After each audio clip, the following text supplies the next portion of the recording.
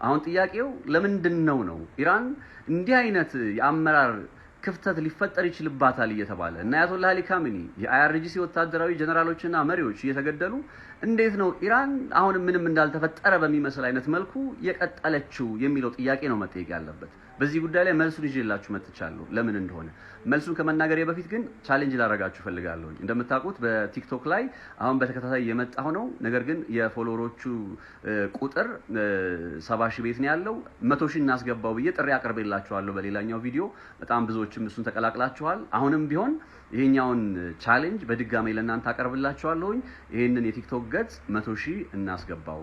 ለዛ ደግሞ እናንተ ሼር አድርጉ፣ ኮፒ ሊንክ አድርጉ፣ ፎሎ አድርጉ ማለት ነው። እናንተ እሱን ስታደርጉ እኔም እየተበረታታው ከስር እየመጣው መረጃዎቹን ወደ እናንተ አደርሳለሁ።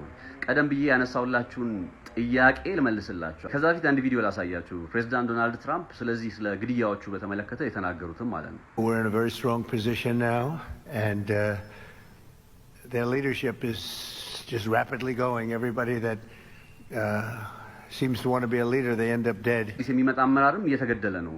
ከስር እርምጃ እየወሰድንባቸው ነው። እየተከናወነ ነው። የሚገርማችሁ ግን እንደዛም ሆኖ ክፍተት አልተፈጠረም። እንደዛም ሆኖ ኢራናውያን አሁንም በጽናት እየተዋጉ ነው። ለምንድን ነው የሚለው ጥያቄ ሲነሳ መልሱ ምን እንደሆነ ታውቃላችሁ? 3 አበይት ቁም ነገሮች አሉ። መጀመሪያ ጉዳይ የኢራናውያን የፖለቲካ ስርዓት ላይ በአንድ ሰው ላይ ብቻ የተንጠለጠለ እንዳይሆን ብለው ምን አይነት ነገር ይዘው መጥተዋል? የቀድሞ ተተኪ ያዘጋጃሉ። ለምሳሌ አያቶላህ አሊ ካሚኒ ከመሞታቸው በፊት ኦሬዲ ሌሎች ተተኪዎች ቀድሞ ተዘጋጅተዋል። አንድ ብቻ እንዳይመስላችሁ ሊተኩ የሚችሉ ተብሎ 4 ተተኪዎች ተዘጋጅተዋል። ይሄ ለአያቶላህ ብቻ አይደለም። ከከፍተኛው የአያቶላህ ስልጣን ጀምሮ እስከ ታችኛው እርከን ድረስ ባለው ስልጣን ውስጥ እያንዳንዱ ኃላፊነት ከስሩ 4 የሚሆኑ ተተኪዎች ተዘጋጅተዋል። ምን ማለት ነው? ሊሞቱ እንደሚችሉ ሊገደሉ እንደሚችሉ እያወቁም እንኳን በጽናት ጦርነቱን ለመቀጠል ኃላፊነቱን ለመወጣት የተዘጋጁ ሰዎች አሉ። ይሄ ነው ኢራናውያኑ ጽናት። ይሄ ነው አንደኛው ሚስጥራቸው።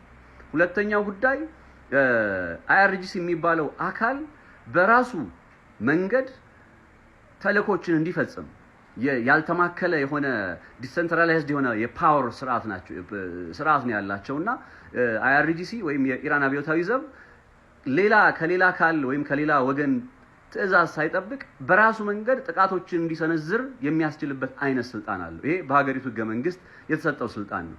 ታዲያ ከየት አምጥቶ ነው ይሄኛውን ጉዳይ የሚያከናውነው? አይለያዩም ወይ ካላችሁ በጣም የሚገርመው ምንድነው የምናደርገው? እንዴት አድርገን ይሄን ጦርነት የምንዋጋው? እንዴት አድርገን ነው ምላሽ የምንሰጠው በሚለው ጉዳይ ላይ ቀድሞ የተዘጋጀ መመሪያ አለ። ስለዚህ አንድ ወታደራዊ ጀነራል ሲገደል ሌላ በመትኩ የሚመጣ አመራር ከዜሮ ሳይሆን የሚጀምረው ከተቀመጠው መመሪያ ላይ እያገላበጠ እያየ ያንን ማስቀጠል ነው ማለት ነው ኃላፊነቱ። ይሄኛው ጉዳይ ሌላው የኢራን ክፍተት ይፈጠርባታል እየተባለ ክፍተት ሳይፈጠር የመቀጠሉ ምክንያት ነው ማለት ነው። ሶስተኛውና የመጨረሻው ነገር ደግሞ ኢራናውያን ለምሳሌ አያቶላህ አሊ ካሚኒ ላይ የተንጠለጠለ አይነት የፖለቲካ ስርዓት ያላቸው ይመስለናል አይደል? እርግጥ ነው አያቶላህ አሊ ካሚኒ ጠቅላላ መሪ ናቸው፣ ሃይማኖታዊ መሪ ናቸው። ብዙ ነገር በሳቸው ይወሰናል። ነገር ግን ዋነኛ ስራቸው ሃይማኖታዊ ስራ ነው። ሃይማኖታዊ ጉዳዮች ላይ ነው ትኩረት የሚያደርጉት። ሌሎቹን ስራዎች ለምሳሌ ኢኮኖሚያዊና ወታደራዊ ስራውን የሚያከናውነው አይአርጂሲ የተባለው የኢራን አብዮታዊ ዘብ ነው። ይሄ የሱ ኃላፊነት ነው።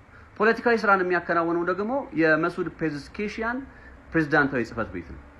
ስለዚህ ምንም እንኳን አያቶላህ አሊ ካሚኒ የስልጣኑ ከፍታ ላይ ስልጣኑ ማማ ላይ ቢቀመጡም ስራዎችንና ኃላፊነቶችን በተመለከተ ግን በጋራ አይአርጂሲ የሚያከናውነው አለ፣ የነ መሱድ ፔዜሽኪያን ቢሮ የሚያከናውነው አለ። ለምሳሌ አያቶላህ አሊ ካሚኒ ሲገደሉ ተተኪው እስኪመጣ ድረስ ችግር ሳይፈጠር ያንን የተፈጠረውን ክፍተት ደግፈው ሸፍነው ያሻግሩታል ማለት ነው። አዲስ ሰው ከመጣ ኦሬዲ ልምድ አላቸው እነዚህ ሰዎች።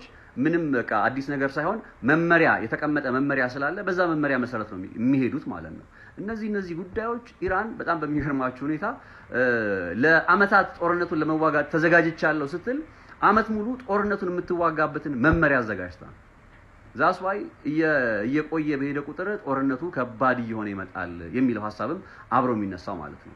በዚህ ጉዳይ ላይ ያላችሁን አስተያየት በኮሜንት ላይ አሳውቁኝ። እኔ ኢራን እንደዚህ አይነት ነገር አላቸው ብዬ አስቤ አላቅም ነበር፣ ግን ለምን የሚለውን ጥያቄ ያው እንደ ጋዜጠኛ ስጠይቅ ያገኘሁትን መረጃ ነው ሼር ያደረኳችሁ ማለት ነው። እናንተም መረጃው ለብዙዎች እንዲደርስ ሼር አድርጉት። 100,000 ያልኳችሁን ጉዳይ ሲሪየስሊ እንያዘው። ስለዚህ በቅርብ ወይም በጥቂት ሰዓታት ቀናት ውስጥ 100,000 ፎሎወሮች ገብተን ደግሞ ሴሌብሬት እናደርጋለን። እኔም የተበረታታው መረጃዎችን ይዤላችሁ እመጣለሁ። ሐሳቦቻችሁን ከስራ አስቀምጡልኝ በኮሜንቱ ላይ። ቴንክ ዩ በጣም